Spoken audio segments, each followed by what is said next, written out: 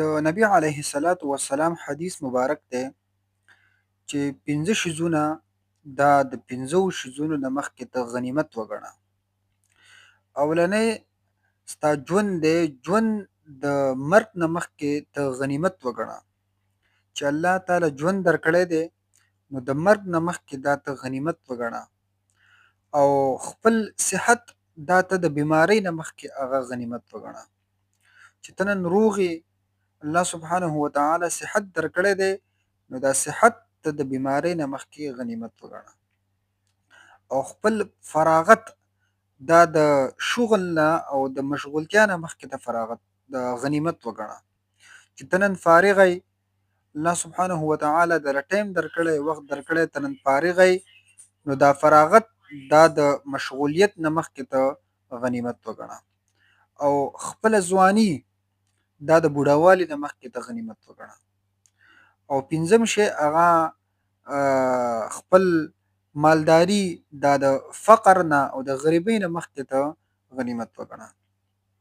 دا پنځه شیزونه نبی علیه الصلاة والسلام بیان کړي چې پنځه شیزونه د پنځو نه مخکې ته غنیمت وګڼه.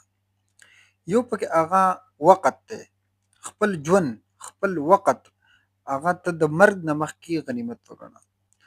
نو دا وخت چې دی که نه، دا ډېر لوی عظیم دولت دی، ځکه چې دا څلور شیزونه دا په دې وخت کې راګرځي. که ستا سره وخت یي نو ته به دا څلور شیزونه ممکن دي چې ستا سره پیدا شي. صحت به دې وي، ځواني به دې وي او مال به دې وي.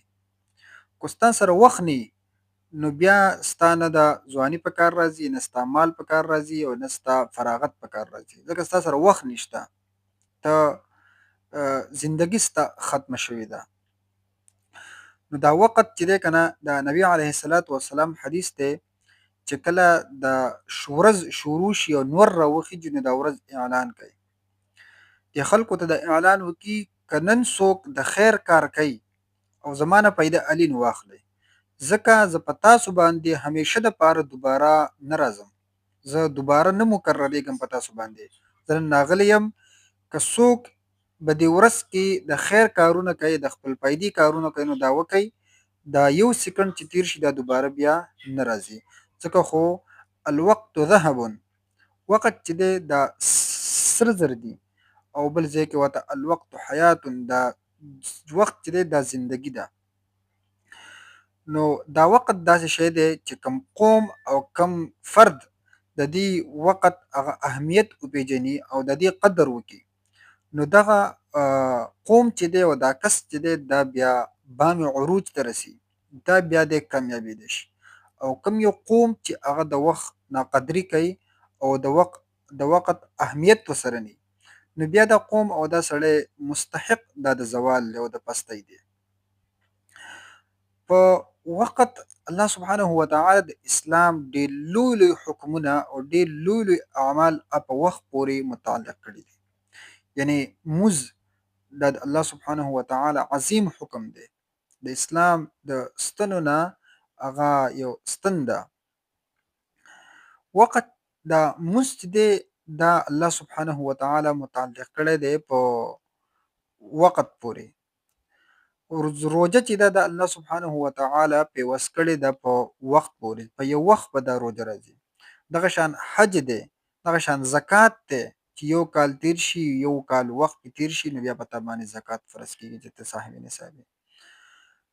نو دا وخت چې الله سبحانه وتعالی تعالی درکړی دی او نبی علیه الصلاة والسلام درته ویلي دي چې دا وخت دا ته غنیمت وګڼه مخکې د مرګ نه، ځکه چې مرګ راشي اذا جاء اجلهم فلا یستأخرون ساعة ولا یستقدمون، چې کله ستا وخت او ستا مرګ او ستا اجل راشي نو دا بیا یو سکند او یو ګنټه دا نه مخکې کېږي او نه وروسته کېږي، ستا سره بیا چانس ختم دی. نو تر کومې پورې چې هغه ستا سره چانس وي نو ته د دې نه پیدا اخیستی شي، او چې کله ستا نه چانس هغه میس شو بیا ستا نه چانس میس شوی دی. نو که نن معاشره هغه د پستۍ طرف ته روانه ده، زوال طرف ته روانه ده، نو د هغې مین وجه او مین سبب دا دی چې د وخت اهمیت نشته، او خاص کر په نوجوانانو کې د وخت هغه اهمیت نشته. فضول شیزونو کې وخت ضایع کول دا د دې یو هغه پیشه جوړه شوې ده پیشه چې مکمل هغه ماحول داسې جوړ شوی دی او معاشره داسې جوړه شوې ده چې دا وخت ورته د ټولو نه یو فضول شی ښکاري. فضول ترین شیزونو باندې دا وخت پاس کول دا ټایم پاس کول دا د دې یو پیشه جوړه شوې ده او د دې یو هغه عادت جوړ شوی. کوم یو قوم کوم یو سړی چې هغه د وخت قدر نه کوي نو بیا د ده هغه مستحق د دې دی چې د باندې زوال راشي. د پستۍ ته ورسېدی د نورو قومونو نه هغه انتهایي ښکته پاتې شي. نو په وخت کې ته هغه هر څه کولی شي.